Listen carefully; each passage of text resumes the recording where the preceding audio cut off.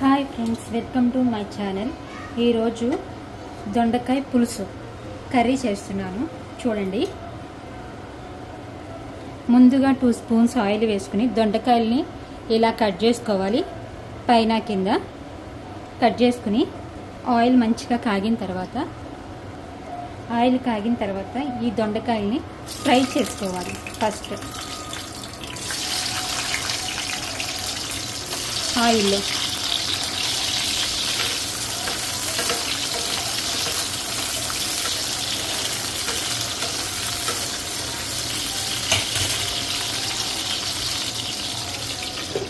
మూత పెట్టుకుని ఫ్రై చేసి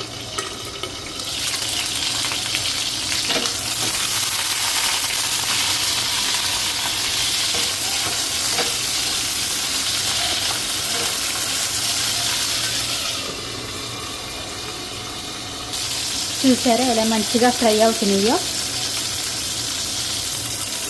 ఫ్రై అయిన దొండకాయల్ని తీసేసుకోవాలి.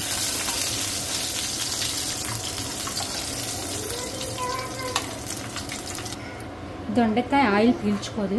ఈ ఆయిల్లోనే ఒక పెద్ద సైజు ఉల్లిపాయలు ఫ్రై చేసుకోవాలి. ఉల్లిపాయ, పచ్చిమిరకాయ, కరివేపాకు వేసుకొని కొంచెం ఉల్లిపాయలు త్వరగా ఫ్రై అవ్వడానికి సాల్ట్ వేసుకుందాం. ఆనియన్స్ వేగిన తర్వాత కొంచెం పసుపు, కొంచెం కారం వేసుకోవాలి. 1 గ్లాసు వాటర్ వేసుకొని ఉల్లిపాయని ఉడికించుకుందాం.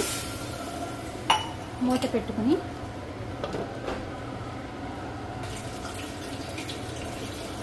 ఇలా ఉల్లిపాయలు వాటర్లో కూడా కుక్ అయిన తర్వాత ఒక పెద్ద నిమ్మకాయ సైజు చింతపండు తీసుకుని ఆ రసం కూడా ఇందులో వేసుకుందాము.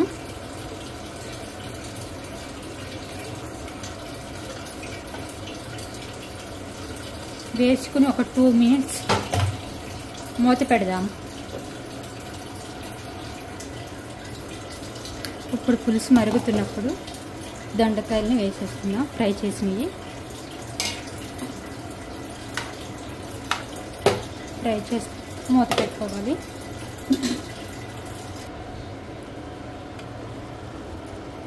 దొండకాయ పులుసు అయితే రెడీ అయిపోయింది.